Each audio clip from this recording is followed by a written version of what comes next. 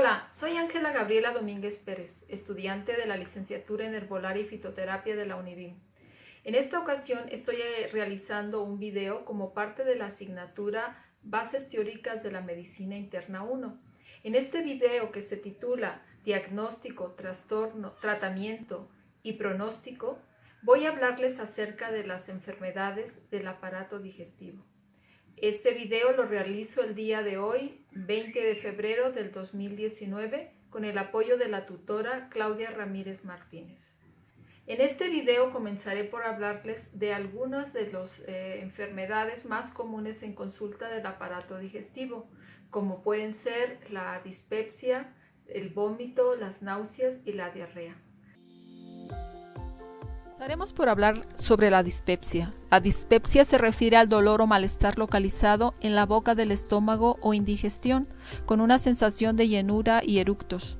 Existen tres tipos: la dispepsia funcional, que es aquella en la que una vez que se realizan diferentes pruebas diagnósticas, incluida la endoscopía, no se va a encontrar ninguna causa orgánica que la justifique, y los síntomas de dolor o malestar en la parte central y superior del abdomen se presentarán por lo menos el 25% durante las últimas 4 semanas, y estas no van a guardar ninguna relación con la ingesta y no hay causa orgánica o alteración metabólica que justifique los síntomas.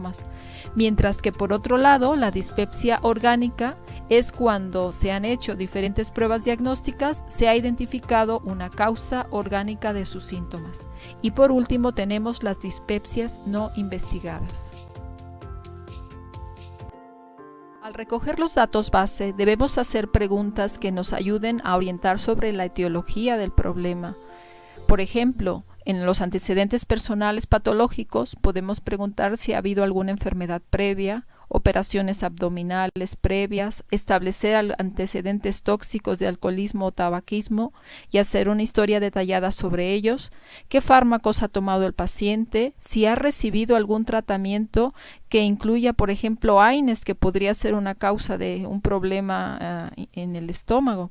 También en los antecedentes familiares podríamos preguntar si existen padecimientos heredados que afecten el sistema gastrointestinal y después pasar a una anamnesis focal para establecer la naturaleza del problema. En el tratamiento de la dispepsia tenemos muchas plantas que pueden sernos de gran utilidad.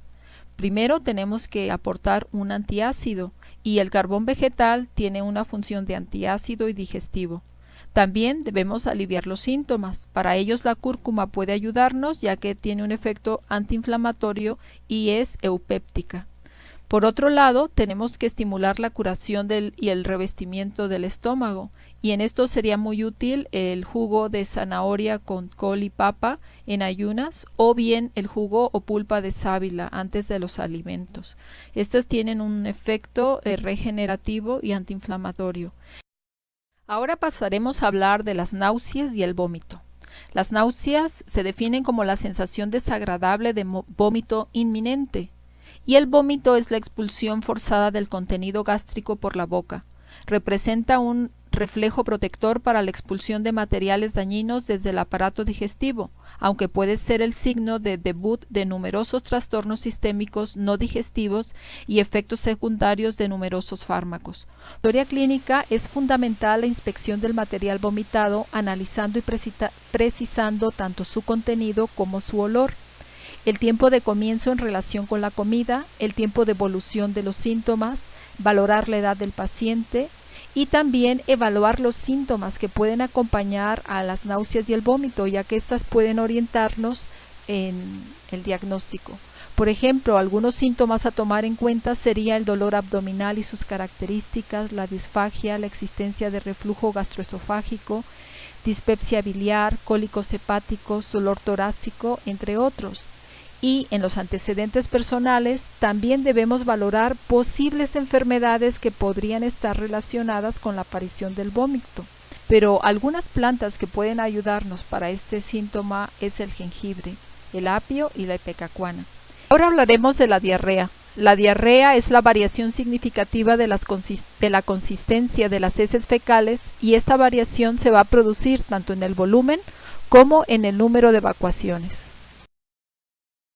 Por ejemplo, en el tiempo de duración de la diarrea, podríamos pensar que se trata de una diarrea aguda cuando es un proceso de carácter autolimitado que ha durado menos de 2 semanas. Pero cuando la diarrea se ha presentado durante 4 semanas, podríamos ya pensar en una diarrea crónica.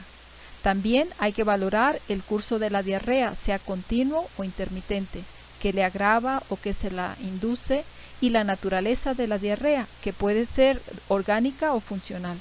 Por ejemplo, cuando hay síntomas asociados a fiebre, una pérdida de peso que está relacionada con la diarrea, dolor previo al evacuar, etc., pensaríamos en una diarrea de tipo orgánico. La ubicación del trastorno que la produce también es importante.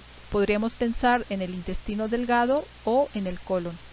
La característica de las heces será muy significativa, ya que nos orientarán el diagnóstico. Por ejemplo, cuando la diarrea o las heces son líquidas o semilíquidas, podríamos pensar en un tipo de diarrea crónica acuosa. Cuando las heces son pastosas, lo más frecuente es que sea por una mala absorción o por una mala digestión. Por otro lado, también tenemos que averiguar la frecuencia de las deposiciones, es decir, saber el número que ha tenido el paciente en 24 horas y los cambios de hábito deposicional previo del paciente. También es importante saber el volumen de las heces y si hay presencia de productos patológicos. Por ejemplo, en las diarreas agudas, la lentejilla puede sernos de gran valor. También el uso del epazote de comer. Y una planta que tiene un efecto antidiarreico por sus taninos es la agrimonia. Entonces podemos utilizarlas para atender un problema de diarrea. Ahora pasaremos a la exploración física del abdomen.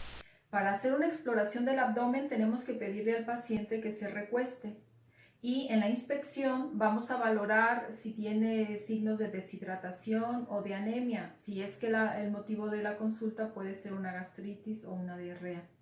Vamos a pedirle permiso al paciente para que nos permita tocar y descubrirle.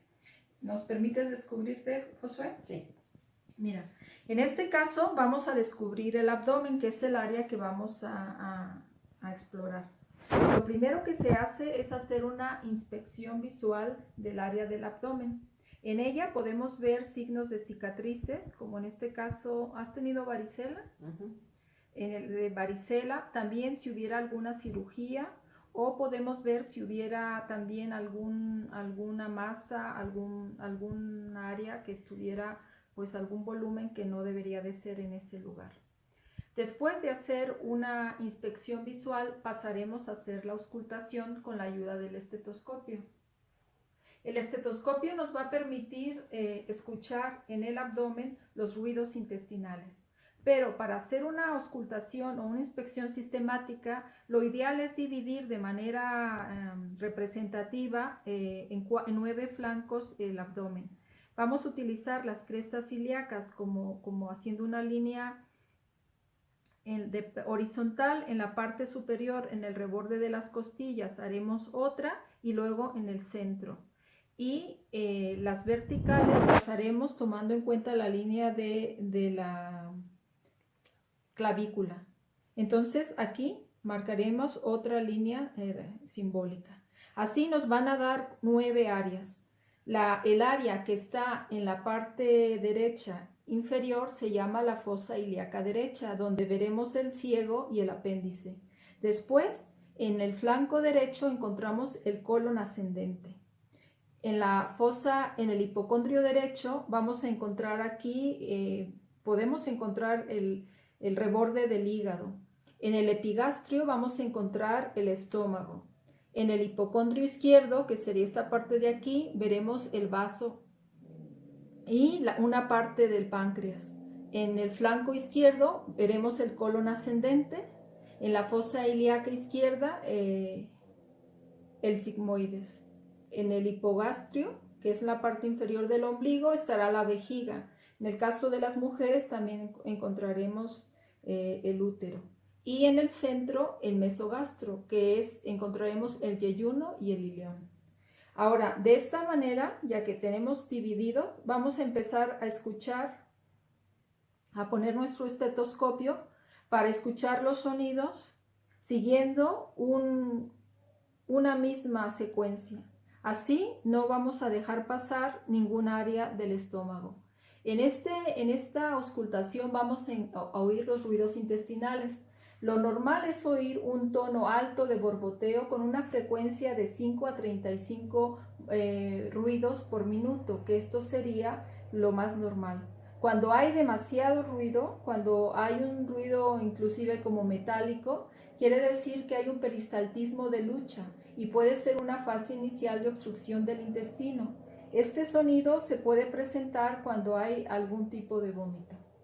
Después de pasar por la auscultación, seguiremos con la percusión. Con la percusión tendremos que utilizar nuestras manos. Ponemos la mano izquierda tocando el vientre del paciente y con la mano derecha, con el dedo medio, vamos a percutir en esta falange distal para haciendo un movimiento de muñeca para escuchar algún ruido. En este caso, como estamos explorando el abdomen, generalmente el ruido va a ser timpánico.